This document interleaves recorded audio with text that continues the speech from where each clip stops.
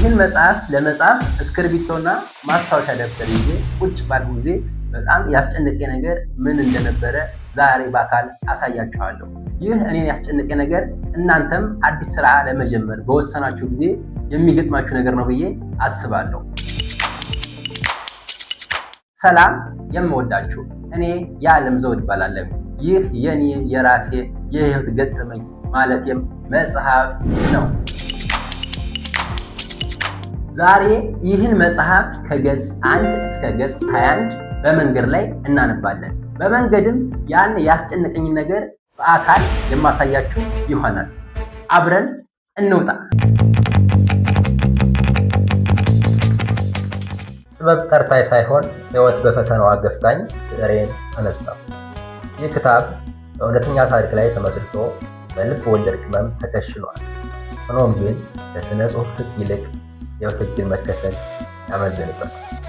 ገጥማችሁ ለሚችል እንከን ሁሉ የእናንተ ርማት ይታከልም።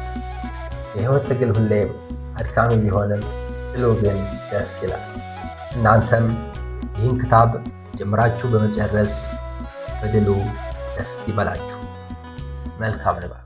ምዕራፍ 1 ባህር ዳር ዩኒቨርሲቲ በመደበኛ የትምህርት መርሃ ግብር ሲያሰለጥን የቆያቸውን ተማሪዎች ሰኔ 23 ያስመርቃል።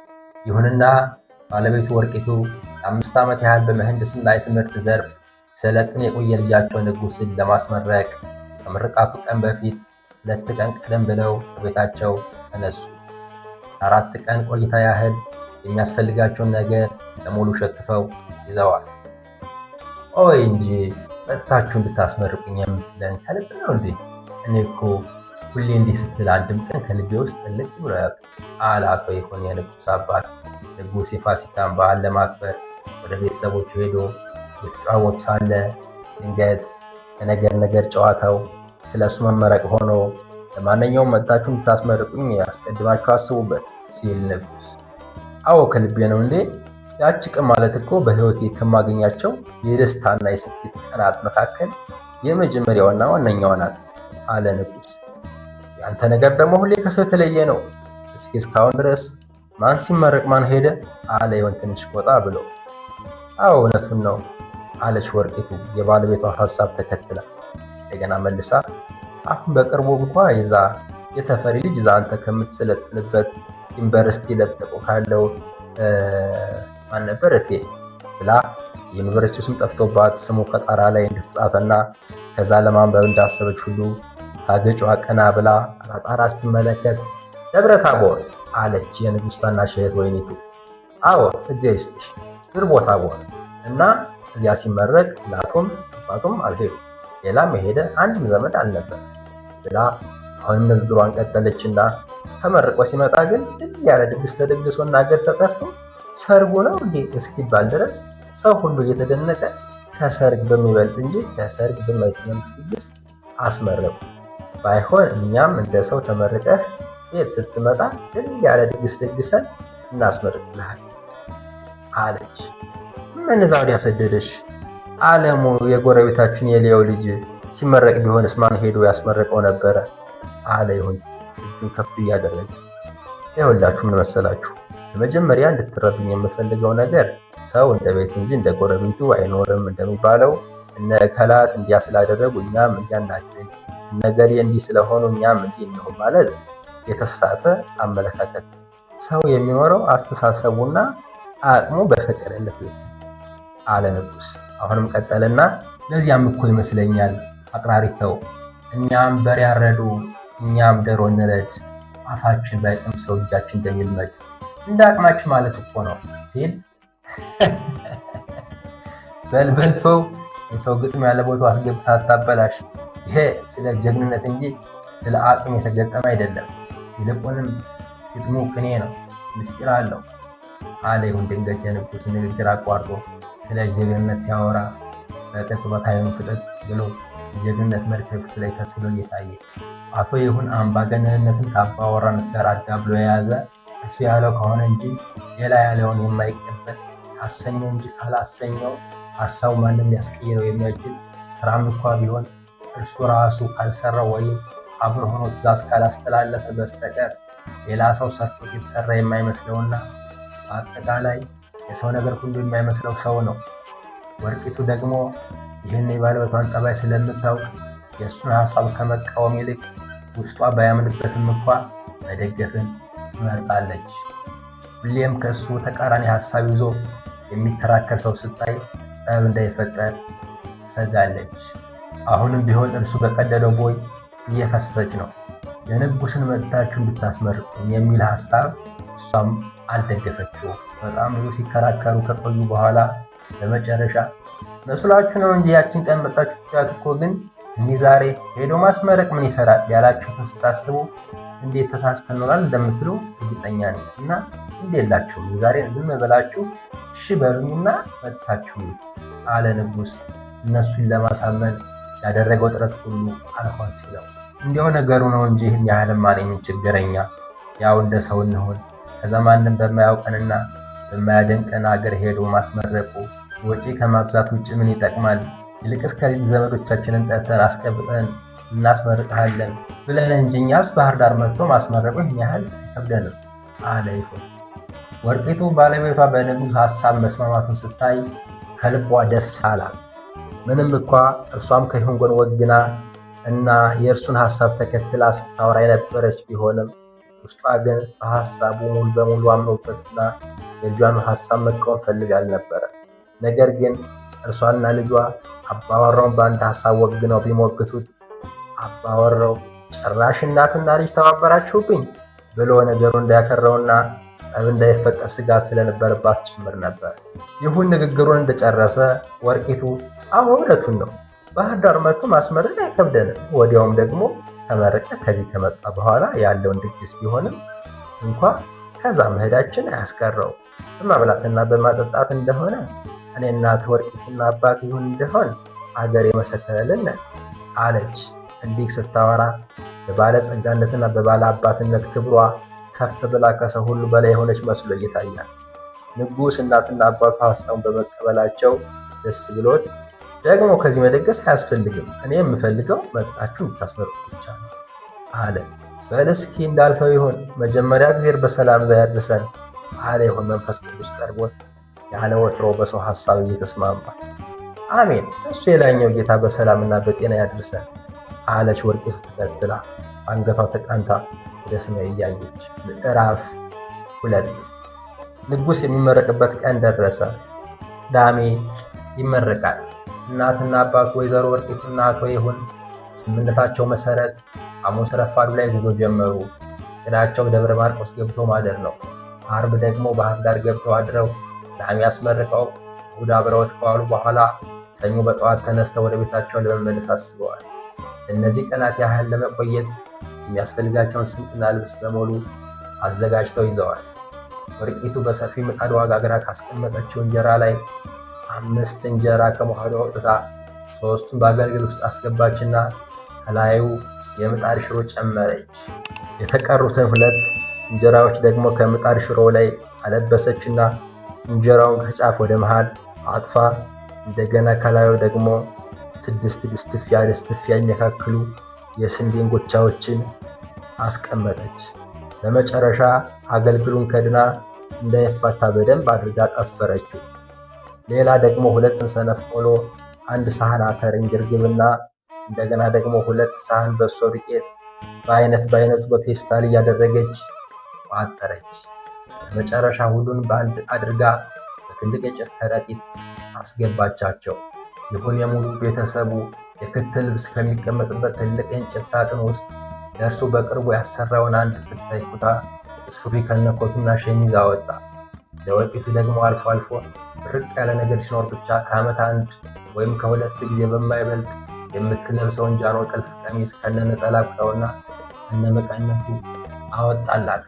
ወርቂቱ ደግሞ ጨረቃ ጠልሰማዋንና በ3 ዙር አጥፋ የምታደርገውን የአንገት ድሪዋን ከሙሪያዋ ወጣች። ሁለቱንም በሎሚና በሽሮ ፍትግ አድርጋ አጠበቻቸው። አጥባ ስትጨርስ ውሃው እንዲንጠፋጠፍና እንዲደርቅ አድርጋ ከቤታቸው በላይ በኩል ካለው የእንጨት አጥር ላይ አንጠለጠለች። በኋላ ሌላም የሚያስፈልጋቸው ልብስ ከሌላኛው የዘወትር ልብስ ከሚቀመጥበት የእንጨት ሳጥን አወጣች። ለይሁን በክር የተሰራ የራስ ፎጣ፣ ጃኬት፣ ቅያሪ ሸሚዝ፣ ሱሪና ጎጃም አዘነ ፎጣ፣ እርሷ ደግሞ ጥቁር የራስ ማሰሪያ ፎጣ ወይም ሸርቤ፣ ባለኳስ ጥለት ነጠላ ኩታ፣ ትፍትፍ መቀነት፣ ዝጉርጉር ቀሚስና እንደገና ሌላ ደግሞ ቀይ ካሽመር ከአንድ ውስጥ ልብስ ጋር አወጣች። ያን ጊዜ የሚለብሱትን ብቻ እየመረጠች ካስቀረች በኋላ የተቀሩትን የክትና የዘወትር ልብሶች ግን በአንድ ላይ አድርጋ በጠንካራ ትልቅ የፕላስቲክ ከረጢት ከተተቻቸው። በመጨረሻ የፕላስቲክ አፍ ሰብስባ በቀጭን የልጥ ገመድ ጥብቅ አድርጋ አሰረችው። ወርቂቱ ውሃ ለብ አድርጋ ፀጉሯንና እግሯን በሳሙና ታጠበች። እንደጨረሰች የለበሰችውን ልብስ ግርባን ከፍ አድርጋ ይዛ ፊቷን አዳረቀችና ይህን አውልቃ ከፕላስቲክ ከረጢቱ ያላስገባቻቸውን በመጀመሪያ የውስጥ ልብሷን ከላዩ ላይ ደግሞ ቀይ ካሽመሯን ደረበችና ወገቧን በትፍትፍ መቀነቷ ጠበቅ አድርጋ ታጠቀች። የራስ ማሰሪያ ፎጣዋን ከጠመጠመች በኋላ ቦንጎ ጫማዋን ካሉበት ፈልጋ ለበሰች። በመጨረሻ ከዳኒቀው ወይም ዕቃ መደርደሪያ አምባር የጭቃ ቅባት አመጣችና ከቤት ግድግዳ ላይ በሰው ቁመት ልክ ሆኖ ከተሰቀለው መስታወት ፊት ለፊት ቆማ ከቅባቱ በሌላ ጣቷ ትንሽ ጠንቆል አድርጋ አውጥታ የላይኛ እጅ መዳፏ ላይ ከጠረገች በኋላ የሁለት እጆቿን መዳፍ አገናኝታ አሽታ ወደ መስታወቱ ከአገቷ ትንሽ ሰበር ብላ ተጠግታ ፊቷን፣ ግንባሯንና አንገቷን አባበሰቻቸው። ደግሞ እንደገና በቀኝ እጇ ጣቶች ብቻ ቅንድቧን፣ የአይን ስሯን እና የተወሰነ አለፍ አለፍ እያለች ፊቷን አባበሰች። በመጨረሻ የራስ ማሰሪያ ፎጣዋን መስተካከል በመስታወቱ ውስጥ እየተመለከተች ሳለ በመስታወቱ ውስጥ የምትመለከታት ውብ ቆንጆ ከተወሰነ ደቂቃ በፊት አመድ ዘርቶባት ራሷን የናቀችና የጣለች መናኝ ትመስል የነበረችው እንደሆነች ሲታሰባት፣ ወይኔ እችን ትመስል ልጅ ያለ ሀገር ተወልዳ ከአፈር ጋር አፈር መስላ እየኖረች አንድ እንኳን ሲያምርባት ተመልሳ ወደ አፈሩ ትሄዳለች አለች ለራሷ ድንገት ሳታስበው ድምጿን ከፍ አድርጋ። ይሁን ከውጭ እግሩን እየታጠበ ነበር። ወርቂቱ እንዲህ ስታወራ እሱን ያናገረችው መሰለውና ነገር ግን ደግሞ መነጋገሯን እንጂ ምን እንዳለች ስላልሰማት ምን አልሽኝ አለ የምትለውን ለመስማት ካጎነበሰበት ቀና ብሎ።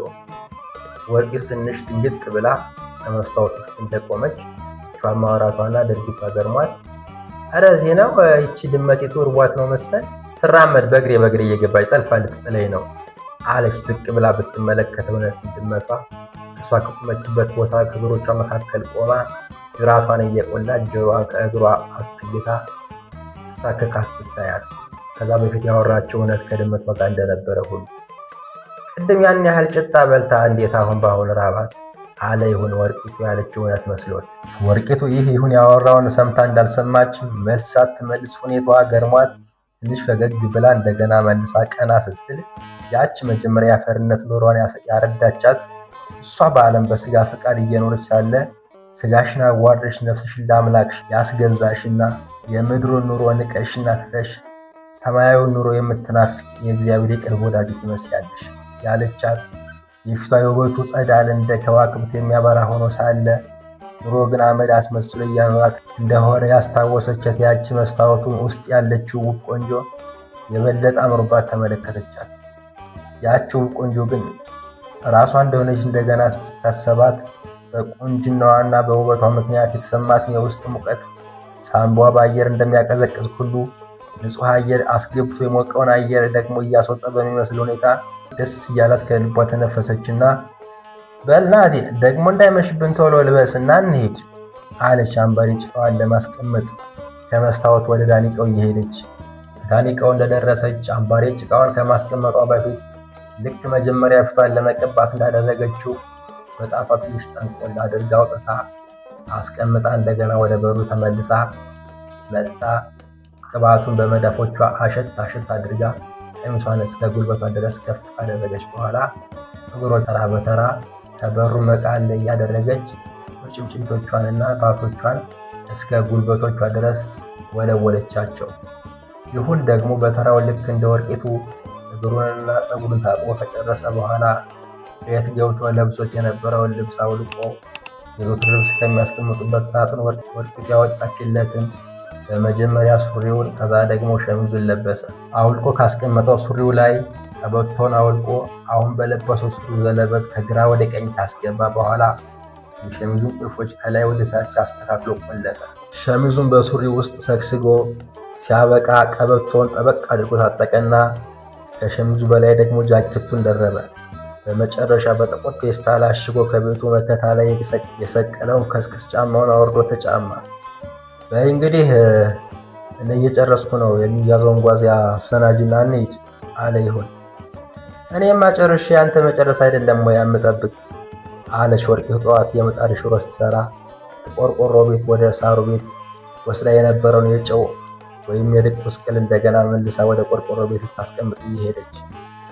ይሁን የራስ መሰሪያ ፎጣውን ጠምጥሞ ነጭ መሳይ ጎጃም አዘነ ፎጣውን ደግሞ አጣፍቶ ለበሰና በቀኝና በግራ ያለውን የጎጃም አዘነውን የታችኛውን ጫፍ ወደ ላይ በቀኝና በግራ እጁ ተራ በተራ ጥፍ እያደረገ ትከሻው ላይ ጣል ጣል አድርጎ የባህር ከዘራ ሽመሉን ይዞ ከቤት ወጣ። ወርቂቱ ደግሞ ጓዛቸውን አስቀድማ ከጥግ ከቆርቆሮ ቤት ደረጃ ወይም የድንጋይ ካብ ላይ አስቀምጠው ስለነበር እርሷን ባለ ኳስ ጥለት ነጠላ ኩታዋን ለብሳ ተከትላው ከቤት ወጣች። ይሁን በሶ ዱቄት ቆሎና ተርንግርግብ በአንድ አድርጋ የያዘችውን የጨርቅ ከረጢት በከዘራ ሽመሉ አስገብቶ አንጠልጥሎ ይዟል። ወርቂቱ ደግሞ እንጀራ በምጣድ ሽሮና የስንዴ እንጎች የያዘችውን በቆዳ የተለጎመች አገልግል በጀርባዋ አዝላ ይዛለች። በግራ ጎኗ ደግሞ ልብስ የያዘውን የፕላስቲክ ከረጢት ከብብቷ ስር በእጇ ጥብቅ አድርጋ ይዛ ፊትና ኋላ ሆነው መንገዳቸውን ጀመሩ። ምዕራፍ 3 ይሁንና ወርቂቱ ከስናን ወረዳ ከአምስተኛ ቀበሌ ተነስተው በሽንጥ ከሰሜን ወደ ደቡብ የተደረደሩትን ቀበሌዎች እያቆራረጡ ከ2 ሰዓት የእግር ጉዞ በኋላ የወረዳው ዋና ከተማ ከሆነችው ረቡዕ ገበያ ደረሱ።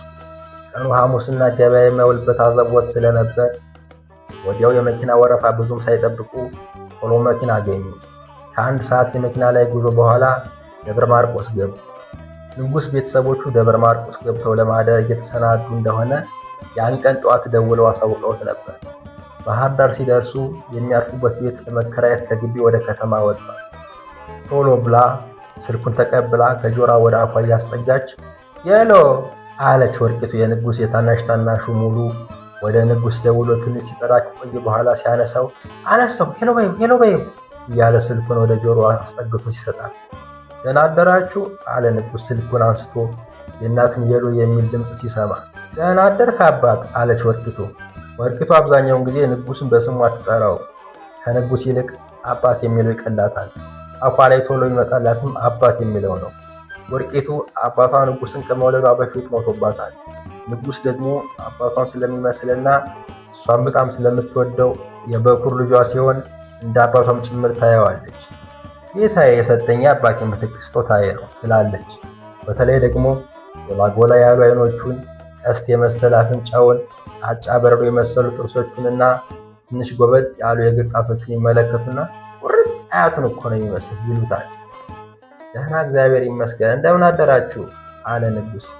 ደህና ዛር መስጌን፣ ደህና ሰነበትህ? ደህና ነኝ፣ እናንተ እንዴት ናችሁ?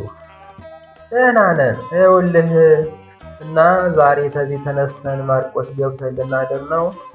እንግዲህ እግዚአብሔር እንደፈቀደ ነገ ጠዋት ተነስተን ወደ እሱ እንመጣለን ብለናል እና እንድትቀበልን አለች ወርቂቱ ምድር ምድር እያየች በቀኝ እጇ የያዘችውን ስልክ ስታወራ ወደ አፏ ስታዳምጥ ደግሞ ወደ ጆሮ እያስጠጋች። ንጉሥና ወርቂቱ በስልክ ብዙ ሲያወሩ ከቆዩ በኋላ ይሰነባበቱ ሲሉ ንጉሥ በውስጡ ትንሽ የመጥፋት ስሜት ተሰማውና ግን አንቺና ንጉሥ እናቱን እታታ አባቱን ደግሞ አያ ይላቸዋል። ግን አንቺና ብቻ ነው የምትመጡ? ሌላ አብራችሁ ይመጣ ሰው የለም ብሎ ውስጡ ቅር የተሰኘበትንና የተከፋበትን ነገር ሊጠይቅ ፈልጎ ከዛ እንደገና ደግሞ የፍርሃት ስሜት ተሰማው። ይህን ያህል የምን አስጨነቀኝ ብሎ በልቡ መልሶ ዝም አለ። ንጉሥ ከሚማርበት ከባህር ዳር ቴክኖሎጂ ኢንስቲትዩት ፖሊ ካምፓስ ወጥቶ ለግቢው ቅርብ የሆነና የቤተሰቦቹን የገንዘብ አቅም ያገናዘበ ቤት ለመከራየት የሚከራይ ቤት ፍለጋ ያዘ። ከበር ላይ ዶርም አለ የሚል ጽሑፍ ሲያይ አጥቶ ይጠይቃል። በሩ ክፍት የሆነ ቤት ሲያገኝ ደግሞ ዶርም አለ የሚል ጽሑፍ ባይኖርም ግቢ ውስጥ የሚያገኘውን ሰው የሚከራይ ቤት ስለመኖሩ እየጠየቀ ሲፈልግ ቆየ። ከትንሽ ፍለጋ በኋላ ቀበሌ 10 አባይ ጣናንቻው ብሎ ከሚለይበት አጠገብ በረጅም ግንብና በሽቦ ከታጠረ ግቢ በር ላይ ዶርም አለ የሚል ጽሑፍ አይቶ የግቢውን የብረት በር አንኳኳ። ሸንቀጥ ያለ ቁመና ያላቸው የፊታቸውን ፂም ከአፍንጫቸው በታች ካለው ውጪ ሌላውን ከስር ሙልጭ አድርገው የተላጩና የራሳቸው ፀጉር እኩል በኩል ነጭና ጥቁር የሆነ በግምት ዕድሜያቸው 60ዎቹ ገደማ የሚሆናቸው ቀላ ያሉ አባወራ በሩን ከፈቱት። አቤት አሉ። በግራ እጃቸው የበሩን የውስጠኛ መሳቢያ እጀታ ይዘው በቀኝ እጃቸው ደግሞ ከእድሜው ብዛት የተነሳ የነተበና ወንደርፉል ኢትዮጵያንስ ኦፍ ዘ ኤንሸንት ኩሽቲክ ኢምፓየር የሚል የእንግሊዝኛ ስም ያለው መጽሐፍ ይዘው ትህትና በተላበሰ የአባትነት ለዛ ድቅቅ ባሉ አይኖቻቸው ንጉሥን እየተመለከቱ ያላደራችሁ አለ ንጉሥ። የሰውየው ትህትና ገርሞት እርሱም በተቻለው መጠን የትህትና መልክ ለመሳል እየሞከረ እግዚአብሔር ይመስገን አሉ አባወራው። ዶርም መከራየት ፈልጌ የነበረ ይኖራል አለ ንጉሥ ከውጭ ቁሞ የግቢውን ውስጥ በአይኑ አስገብቶ እያማተረ። አንድ ጠበብ ያለች ባለ አንድ ክፍል ዶርም አለች፣ ገብተህ ማየት ትችላለህ አሉ አባወራው በሩን በደንብ ከፍተው ወደ ውስጥ እንዲገባ በመጽሐፍ እያመለከቱ። ቤቱ ይሆነኛል፣ ነገር ግን ለ3 ቢበዛ ለ4 ቀን ነው የምፈልገው። ቅዳሜ ተመራቂ ነኝ። ቤተሰቦቼ ደግሞ እኔን ለማስመረቅ ነገ ይመጣሉ። እስከሚሄዱ ድረስ ለእነሱ ማረፊያ እንዲሆነ ነው አለ ንጉሥ። ጎበዝ ልጅ፣ በጣም ደስ ይላል፣ እንኳን ደስ አለ አሉ አባወራው። ንጉሥ ተመራቂ እንደሆነ ሲነግራቸው ደስታቸው ከልባቸው እንደሆነ ከፊታቸው ላይ ይነበባል። መጽሐፉን በግራ እጃቸው ይዘው በቀኝ እጃቸው ደግሞ ንጉሥን ጠበቅ አድርገው ጨብጠው ሰላም አሉት። የእንኳን ደስ አለ ሰላምታ። አመሰግናለሁ አለ ንጉሥ። ምንም ችግር የለውም አሉና እንደገና ሀሳባቸውን ወደ ማከራየት መልሰው ትርፍ ፍራሽ ስላለ እናስገባላችኋለን። ሌላ የሚያስፈልጋችሁ ነገር ካለ መጠየቅ ትችላላችሁ። ሻወሩም ሽንት ቤቱም የተሟላ ነው። እስካላችሁ ድረስ ልክ እንደ ቤታችሁ መጠቀም ትችላላችሁ። በቀን 100 ብር እናደርግላችኋለን አሉ አባወራው። ሲያወሩ ቤተሰባዊ ስሜት ይፈጥራሉ። እሺ አመሰግናለሁ ብሎ 3 ቀን 300 ብር አውጥቶ ከ3 ቀን በላይ የሚቆዩ ከሆነ የቀረውን ያን እንከፍላለን አለ ንጉሥ። ምን ችግር አለው? ሁሉንስ በመጨረሻ ትሰጠኝ ነበር አይደል? አመሰግናለሁ። ና እስኪ ወደ ቤት ግባ፣ ቡና እየተፈላ ነው አሉ አባወራው። እግዚአብሔር ይስጥልኝ፣ ግድ የለም ልሂድ፣ ስራ አለኝ አለ ንጉሥ። እውነት ስራ ኖሮት ሳይሆን ድንገት ያላሰበው ነገር ስለነበርና ቤት መግባቱ ስላስፈራው። ሌላ እንጂ ከዚህ በኋላ ቤተሰብ ሆነን የለም እንዴ? አይሆን አንድ ቀን ትሄዳለህ አለው ትንሽ ፈገግ ብለው። ንጉሥ 3 ሰው ከሚያስቀምጠው ሶፋ ላይ ሶፋውን አንደኛ ጥግ ይዞ እግሮቹን አቀላልፎ እጆቹን በጭኖቹ ውስጥ አስገብቶ ከደረቱ ወደፊት ትንሽ ዘንበል ብሎ ተቋጥሮ ተቀመጠ። አባወራው ደግሞ ከንጉሥ ፊት ለፊት ከሚገኘው አንድ ሰው ብቻ ከሚይዘው ሶፋ ላይ ዘና ብለው ተቀመጡ። ከቡናው በፊት ምግብ ይምጣልና ቁርስ ብላ፣ እኛ አሁን ስለበላን ነው አሉ አባወራው። ምንም እንኳን የቁርስ ሰዓት ያለፈ ቢሆንም ንጉሥ ቁርስ ስለመብላቱ እርግጠኛ ስላልነበሩ ባዶ ሆድ ቡና እንዳይጠጣ አስበው አያስፈልገኝም፣ ከግቢ ቁርስ በልቼ ነው የወጣው አለ ንጉሥ። ከሆነ ጥሩ፣ ለማንኛውም እንታወቅ፣ እኔ አባተ ብርሃን እባላለሁ። ባለቤቴና ልጆቼ አሁን ወደ ስራ ሄደዋል። ሌላ ጊዜ ትተዋወቃቸዋለን አሉ ደስ በሚል ያናገር ለዛ። ሰራተኛዋ ያመጣችላቸውን ቡና ከጠረጴዛው ላይ አንስተው ዳፋቸው እያስጠጉ ንጉሥ ይሆን እባላለሁ አለ ትንሽ እንደማፈር ብሎ ቀኝ እጁን ከጭኖቹ መካከል አውጥቶ ግንባሩን እያሻሸ። ንጉሥ ሁሌም ስሙን ሲናገር ይሳቀቃል። ድንቅ ስም ነው። በል ለማንኛውም ንጉሥ ስትሆን ትዕዛዝህን እንዳታከብድበት አሉ አቶ አባተ ቡናውን ፉት እያሉ የንጉሥን መሸማቅ አስቀድመው ተረድተው ስለነበር ዘና እንዲል በማሰብ። ቤተሰቦች ከየት ነው የሚመጡ አሉ አቶ አባተ። ንጉሥ ትንሽ እንደመሳቅ ብሎ አንገቱን ወደ ምድር ሲያቀረቅር ሲያዩት ዛሬ ከቤታቸው ተነስተው ደብረ ማርቆስ ገብተው ያድራሉ። ነገ ደግሞ ከደብረ ማርቆስ ተነስተው ይመጣሉ። ቤታቸው የት ነው? ደብረ ማርቆስ ብዙ ይርቃል? ብዙም አይርቅም፣ ቅርብ ነው። የተወሰነ የእግር መንገድ እንደሄዱ ረቡዕ ገበያ ከምትባል ከደብረ ማርቆስ በስከ ሰሜን 27 ኪሎ ሜትር ርቃ ከምትገኝ ከተማ ይገባሉ። ከዛም በመኪና ደብረ ማርቆስ ይገባሉ አለ ንጉሥ። ቡናውን ጭልጥ አድርጎ ጠጥቶ ፍርሃቱ ሁሉ ብን ብሎ ጠፍቶለት ተላለፉ። እግሮቹን አላቆ ወደ ኋላ ሶፉን ደገፍ ብሎ ወረዳው ማን ይባላል አሉ አቶ አባተ። ስናን ወረዳ ከወሰኑ ዓመታት በፊት ነው ጎዛመን ወረዳ የተገነጠለች። ስናን ወረዳ ይገርምሃል አሉ አቶ አባተ። የወረዳዋን ስም ሰምተውት ያውቃሉ? የሰሙበትን ጊዜ በምናባቸው ወደ አሁን አምጥተው እጃቸውን ከፊት ለፊታቸው ካለው ጠረጴዛ ላይ በቅናቸው አስደግፈው በጣቶቻቸው አገጫቸውን እየደባበሱ አይናቸውን ገርም አድርገው ጋጠው እየተመለከቱ ይገርምሃል 10 ዓመት የሆነዋል ተሰራበት በነበረው መስሪያ ቤት ስናን ወረዳ ውስጥ የሆነ ተራራ ማን ነበር ስሙ ጠፋብኝና እዛ የብረት ማዕድን አለ ተብሎ ስለሚገመት ብለው ንግግራቸውን እንዲቀጥሉ ሲሉ ንጉስ አቋረጣቸውና ጮቄ ተራራ ይሆን ሲል አዎ ጮቄ ተራራ እና ጮቄ ተራራ ላይ የብረት ማዕድን አለ ተብሎ ስለሚገመት ከባልደረቦቼ ጋር ሆነን ሄደን እንድናጠና ፕሮግራም ተያዘልን። የሚያስፈልገን ቁሳቁስ በሙሉ አስቀድመን አዘጋጅተን ጨረስ። ለመሄድ 3 ቀን ሲቀረን ግን መቼም አሁን እዚህ ሀገር ላይ ውሳኔውን እንጂ ለምንና እንዴት እንደተወሰነብህ አታውቅምና ባልታወቀ ምክንያት መሄድ እንደማንችል ተነገረን ሲሉ ግንባራቸው ላይ ከወዴት እንደመጡ የማይታወቁ ስሮች ተውተርትረው አቶ አባተ የሆነ ቁጭት ውስጥ እንደገቡ ያሳበቁባቸው ጀመር። ይገርማል። እና ከዛ በኋላ በሌላ ጊዜ እናንተ ወይም ሌላ ሰው ሄዶ እንዲያጠናው አልተደረገም አለ ንጉስ። እርሱም መቅረታቸው ተወሰነ ደረጃ ቆጭቶት ምንም የተደረገ ነገር አልነበረም አሉ አቶ አባተ። ከልባቸው ተነፈሱና እጃቸውን ከጠረጴዛው ላይ አወርደው ጭናቸው ላይ አስቀምጠው ትክዝ ብለው አንገታቸውን አቀርቅረው ምድር እየተመለከቱ እርስዎ የማዕድን ጥናት ባለሙያ ነዎት ማለት ነው አለ ንጉስ። ጂኦሎጂስት ነኝ። ጂኦሎጂ በዋናነት ስለ አፈር እና በውስጡ ስለሚይዛቸው ማንኛውም ነገሮች የሚያጠና ሳይንስ ነው። ብትሄዱ ኖሮ ለወረዳችን አልፎም ለሀገራችን የሚሆን ጥሩ ግኝት ሊገኝ ይችል ነበር አለ ንጉስ። የሚለው አቶ ዝም ከመል ብሎ እንግዲህ ምን ታደርገዋለህ፣ ፈጣሪ አልፈቀደም። ባይሆን ያኔ እኔ በአካል ሄጄ በአይኔ አይቼ እውቀት ተመራምሬ ለመረዳት ባልታደልም ዛሬ በአንተ ለወቃት ስለ ወረዳዋ አጫውተኝ እስኪ አሉ አቶ አባተ። ንጉስ ስለ ወረዳዋ የሚነግራቸውን ለመስማት በተቀመጡበት እየተመቻቹ